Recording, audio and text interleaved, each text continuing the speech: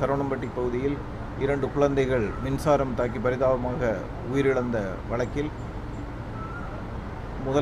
முதல் தகவல் அறிக்கை 174 CRPC, அதாவது அன்நேச்சுரல் டெத் என்ற சட்டப்பிரிவில் வழக்கு பதிவு செய்யப்பட்டு முதற்கட்ட புலன் விசாரணைக்கு பின்பு அது 304A, அதாவது விபத்து, நெக்லிஜென்ஸால் நடந்த விபத்து என்கின்ற அடிப்படையில் சரியாக பராமரிக்கப்படாத அந்த மின் இணைப்பு, அதாவது அந்த குடியிருப்பு பகுதியில் உள்ள பொது இடங்களில் விளக்கு எரிவதற்காக மண்ணுக்கு கீழே அந்த எலக்ட்ரிசிட்டி லைன் சரியாக ஒரு பாதுகாப்பு நடவடிக்கைகள் இல்லாமல் அந்த ஒயர் புதைக்கப்பட்டிருந்ததால் அதிலிருந்து மின்கசிவு ஏற்பட்டு விளையாடி கொண்டிருந்த குழந்தைகள் இறந்துள்ளார்கள். அதனால் சட்டப்பிரிவு மாற்றம் செய்யப்பட்டுள்ளது.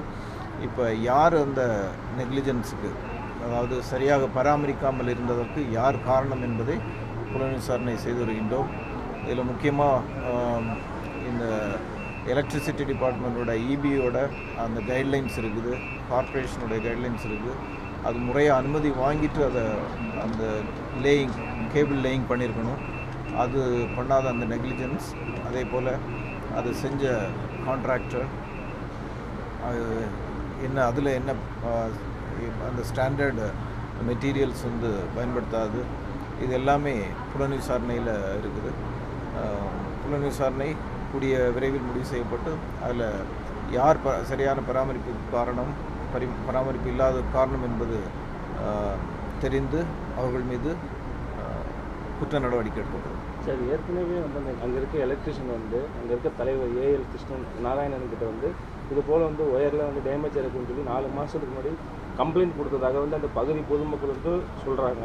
அப்படி இருக்கும்போது இப்போ அந்த எலக்ட்ரிஷியன் மேலே தான் தப்புன்னு சொல்லி அந்த குடியிருப்பு நகர சங்க தலைவருக்கு கேஸ் கொடுக்க போகிறதா ஒரு தகவல் வந்துருக்கு சார். இது எப்படி எந்த கோணத்தில் பட்ட முடியும்? இல்லை, இது எல்லாமே புலன் விசாரணையில் விசாரணை செய்யப்படும். ஏன்னா இப்போதைக்கு இன்றைக்கி இருக்கக்கூடியதில் யார் மேலே தப்புங்கிறது இன்னும் முடிவு பண்ணல. எல்லா தகவல்களையும் சேகரித்து கண்டிப்பாக ஒரு சில நாட்களில் யார் மேலே தப்புங்கிறத முடிவு செய்யும். சார், அதே போல் சிட்டிக்குள்ளே இந்த யூட்டர்ன்லாம் கொஞ்சம் மாற்றி அடிச்சனால கொஞ்சம் டிராஃபிக் அதிகமாக இருக்குது சார். இப்போ இல்லை, மழையால் இதனாலே டிராஃபிக் மழைக்கும் டிராஃபிக்கும், மழை நேரத்தில் ரோடுகளில் வெள்ளம் வர்றது, அண்டர் பாசஸ் எல்லாம் தண்ணி இதாகிறதுனால ஒரு சில டிராஃபிக் அடைஞ்சல் அது ஒரு சில மணி நேரம் மழை நேரத்தில் இருக்கும். அதிகப்படியான காவலர்கள் அதுக்கு நியமிக்கப்பட்டு அந்த நேரத்தில் டிராஃபிக்கை கிளியர் பண்ணிகிட்டு இருக்கிறாங்க.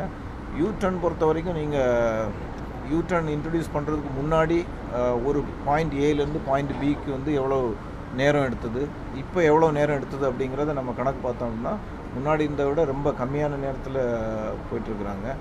இப்போ இதுக்கு யூட்டர்னுக்கு மக்கள் பழக்கப்பட்டு போனதுனால ஒரு சின்ன டிராஃபிக் ஜாம்னா கூட அது பெருசாக பார்க்குறாங்க. பட் நீங்கள் எவிடன்ஸ் வைஸ் பார்த்தீங்க அப்படின்னா முன்னாடி இருந்த விட டைம் கம்மியாகுது, point A to point B போகுது.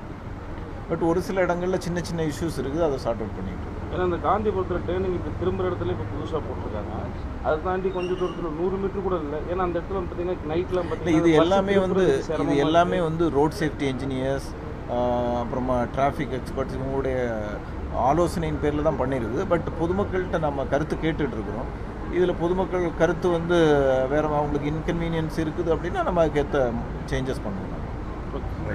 உமன் போலீஸ் டிராஃபிக் இதில் அதிகமாக யூஸ் பண்ணுறதுனால அவங்களுக்கு ஹெல்த் பாதிப்புங்கிற மாதிரிலாம் வருது. அவங்க மாஸ்க் இந்த மாதிரி யூஸ் பண்ணுறது இல்லை. இப்போ டிராஃபிக் போலீஸ்க்கு இப்போது நம்ம சம்மரில் அவங்களுக்கு இந்த சோலார் ஹேட் பண்ணுறோம். அதே போல் தமிழக அரசு உத்தரவின் பேரில் 2 முறை குளிர்பானங்கள் கொடுக்குறோம்.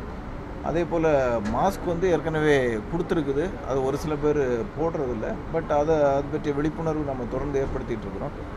இது போன்ற மருத்துவ முகாமே இந்த மாதிரியான பணியின் போது ஏற்படக்கூடிய ஒரு சில இந்த மாதிரியான பிரச்சனைகள் மூலமாக ஏதாவது அவர்களுக்கு உடல் ரீதியாக மன ரீதியாக பிரச்சனை வருதா அப்படிங்கிறத செக் பண்ணி அதுக்கு உரிய நடவடிக்கை எடுக்கிறதுக்காக தான் நம்ம இந்த மாதிரியான முகாம்களும் ஏற்பாடு பண்ணியிருக்கோம். செய்திகளை உடனுக்குடனும் துல்லியமாகவும் தெரிந்து கொள்ள சப்ஸ்கிரைப் பண்ணுங்க.